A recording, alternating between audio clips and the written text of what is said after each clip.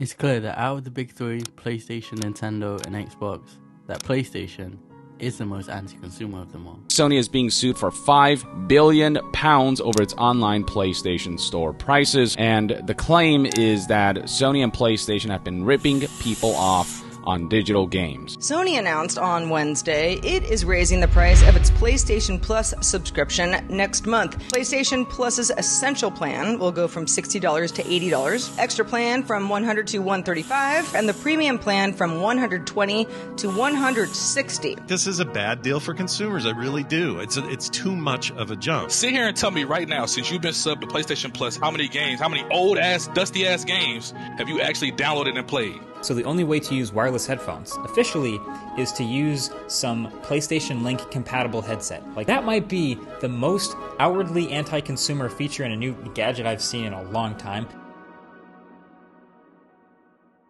Now, let's start. Honestly, I'm not going to say that the $10 increase to video games is anti-consumer, just due to games costing more and inflation. However, this really all started with the $10 upgrade for games you already paid for if you wanted a native PS5 version. Now, I remember before the launch, a lot of the PlayStation guys were clowning the Xbox guys for a thing called Smart Delivery.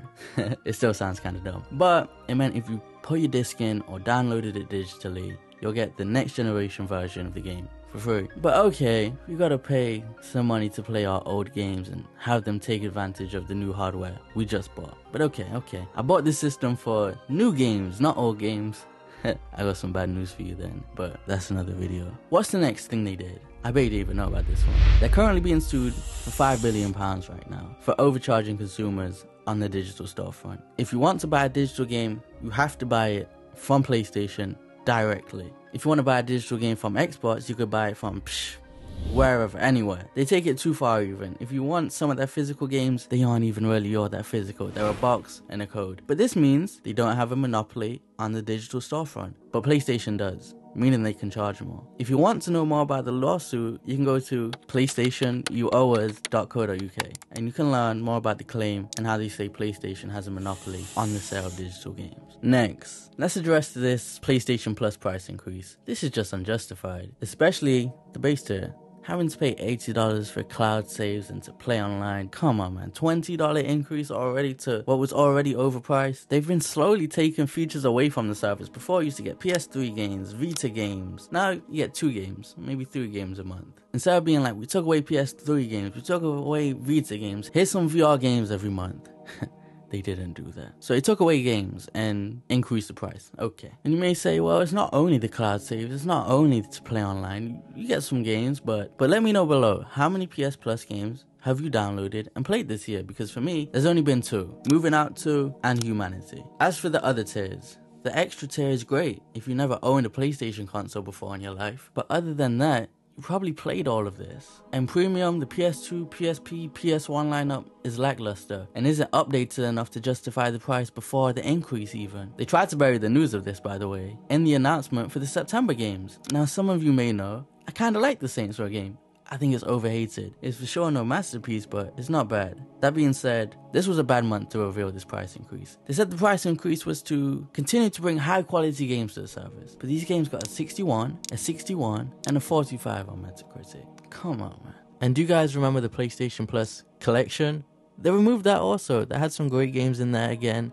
If you're just only getting a PlayStation for the first time, you might have never played some of these titles. These were great games, but they got rid of that too, and nothing came to replace it. Taking away games, taking away features, not adding or giving us anything extra, but still increasing the price. Then there's the PSP, or the PlayStation Portal. No Bluetooth. Now, some tell me if you stream into the Portal, Bluetooth could add extra latency. It's latency on latency and make the experience even worse. But you can't tell me remote play is better than cloud streaming, because with cloud streaming, you're streaming from a data farm and data center, and it's about how close you are. And with remote play, it's from your house, so it's closer and it's even better, but I can use Bluetooth when I'm cloud streaming. This feels like a Vita memory card situation again. And at least give me the option. I have to buy the $200 earbuds. There's no other choice on top of the PS5 for $500 I had to pay for. And then on top of that, another $200 for the system itself. So now I'm $600, $700, $800, $900 in just to stream my PlayStation 5 games. This would be like if Apple said, you need to buy AirPods because all those other headphones have more latency. This is the only option. And sure, they said they're licensed out the technology to other people, but you'll still have to buy a new pair of headphones. And why can't I just stream from the system itself? Why do I need a PlayStation 5? Then, did you know PlayStation went back and increased the price of their games on PC? Yeah, the old games that were already overpriced when they re-released them on PC to begin with, yeah, they got a price increase, anywhere from 5 to 60%. And honestly, I feel like this is just the start. There's more I could go into. PlayStation VR having really no first-party support other than Call of the Mountain, which people didn't really even like that. And then, I mean, what else is to come? What other VR games? First party wise at least. And I could say the same for PlayStation 5 first party. What else is coming after Spider-Man 2 and Wolverine? I don't know. Does anybody know? Actually we do. We do know. The 10 live service games that we still haven't really seen. I mean, I think MLB is considered to be one. A yearly game